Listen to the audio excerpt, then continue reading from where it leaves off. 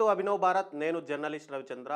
ఇన్ని రోజులు వైసీపీలో నెంబర్ 2 ఎవరు అనే దానికి ఒక సస్పెన్స్ వీడే అవకాశాలు కనిపిస్తున్నాయి.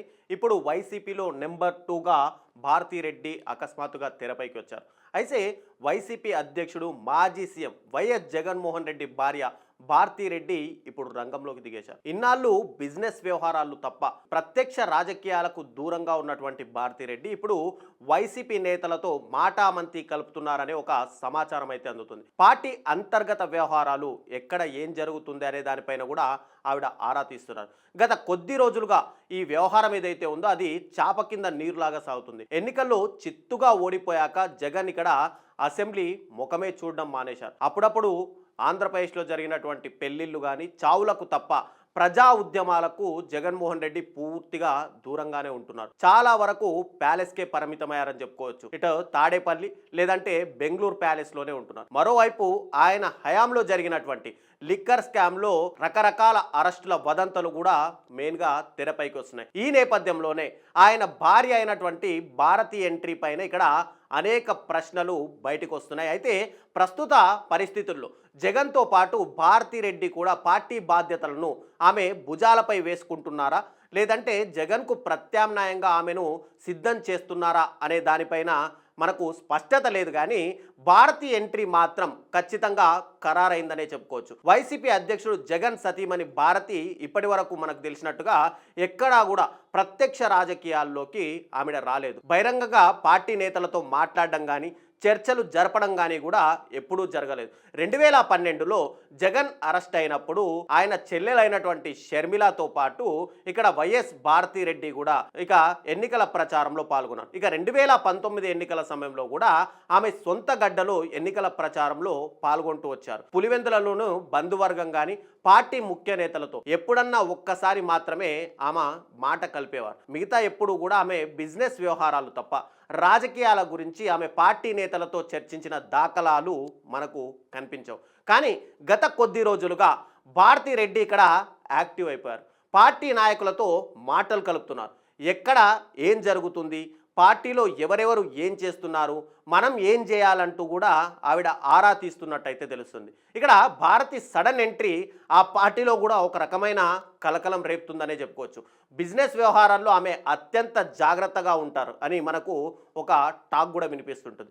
ఇప్పుడు పార్టీ నేతలతో సంప్రదింపుల్లో కూడా అవే నియమాలు పాటిస్తున్నట్టు మనకు స్పష్టంగా కనిపిస్తుంది. బాగా ప్రముఖులైనటువంటి పార్టీ నాయకులతో ఆమె నేరుగా లేదంటే ఫోన్లోనే సంభాషిస్తున్నారు అని తెలుస్తుంది. జగన్ కుటుంబానికి నమ్మిన బంటుగా ఉంటూ రీసెంట్గా మద్యం కేసులో ఇరుక్కున్నటువంటి ఒక రిటైర్డ్ మధ్యస్థాయి అధికారి నుంచే ఆమె పెద్ద లీడర్లతో మాట్లాడుతున్నారని సమాచారం. అదే పార్టీలో మధ్యస్థాయి నేతలతో ఒకవేళ సంప్రదించాల్సి వచ్చినప్పుడు మరో పందా అనుసరిస్తున్నారట. ఎవరో ఒక నాయకుడిని తన వద్దకు పిలుచుకొని మేడం గారు ఇక్కడ ఉన్నారు, మీతో ఇలా చెప్పమన్నారు అని చెప్పి ఆమె ఇండైరెక్ట్గా మాట్లాడిస్తున్నారని కూడా తెలుస్తుంది. అవసరమైతే ఒకవేళ ఆమెనే నేరుగా మాట్లాడుతున్నారట. ఒకవేళ మరీ కింది స్థాయి నేతలైతే కనుక ఆ పార్టీ జిల్లా నేతలను వెళ్ళి ఆమె తరపున వారితో మాట్లాడిస్తున్నారట. కొందరు వైసీపీ నేతల నుంచి సేకరించిన సమాచారం ప్రకారం మనము ఆమె ప్రస్తుతానికి వైసీపీ అంతర్గత వ్యవహారాలు, ప్రభుత్వ పనితీరు కానీ పార్టీ పరంగా చేపట్టాల్సిన కార్యక్రమాల గురించి ఎప్పటికప్పుడు చర్చిస్తున్నట్టు తెలుస్తుంది.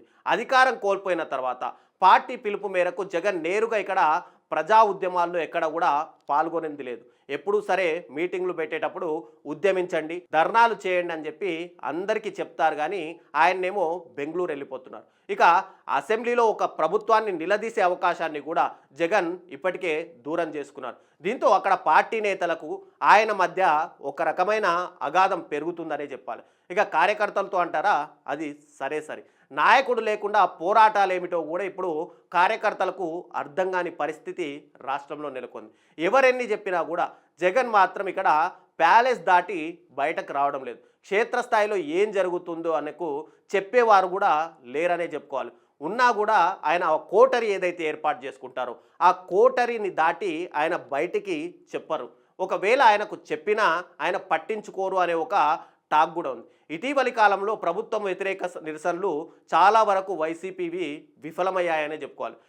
మొన్న యూరియా కానీ ఇక మెడికల్ కాలేజీల విషయంలో ఆర్భాటం చేసినా కూడా ఆ తర్వాత వైసీపీ నేతలు ఎవ్వరూ కూడా మళ్ళీ మాట్లాడిన దాఖలాలు లేవు. ఇక జిల్లా క్షేత్రస్థాయి నాయకులకు ఇక్కడ సరైన దిశానిర్దేశం లేకపోవడంతో వైసీపీలో ఒక రకమైన గందరగోళ పరిస్థితి ఏర్పడింది. జగన్ ఆత్మగా చెప్పుకునేటువంటి సజ్జల రామకృష్ణారెడ్డి అప్పుడప్పుడు ప్రెస్ మీట్లు పెట్టి సమస్యలు ఏవైతే ఉంటే వాటిని అవి తీర్చాల్సింది పోయి వాటిని మరింత కాంప్లికేట్ చేస్తున్నారని చెప్పుకోవచ్చు.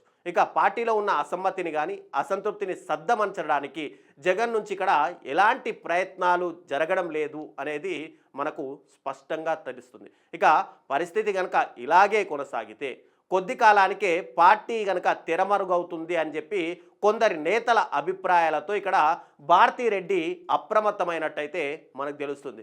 జగన్ కార్యకలాపాలు ఎలా ఉన్నప్పటికీ కూడా పార్టీ నేతలను ఇక్కడ ప్రత్యక్షంగా సమన్వయపరిచే బాధ్యతలను ఆమె తీసుకుంటున్నట్లయితే పార్టీలో కూడా ఒక అంతర్గతంగా టాక్ అయితే వినిపిస్తుంది. మరోవైపు ఇక్కడ జగన్మోహన్ రెడ్డి ఏదైతే లిక్కర్ స్కామ్ ఆంధ్రప్రదేశ్లో జరిగిందని చెప్తున్నామో ఆ లిక్కర్ స్కామ్లో జగన్మోహన్ రెడ్డి అరెస్ట్ జరుగుతారు అంటూ చెప్పి కూడా రకరకాల ఊహాగానాలు ప్రచారాలు కూడా జరుగుతున్నాయి.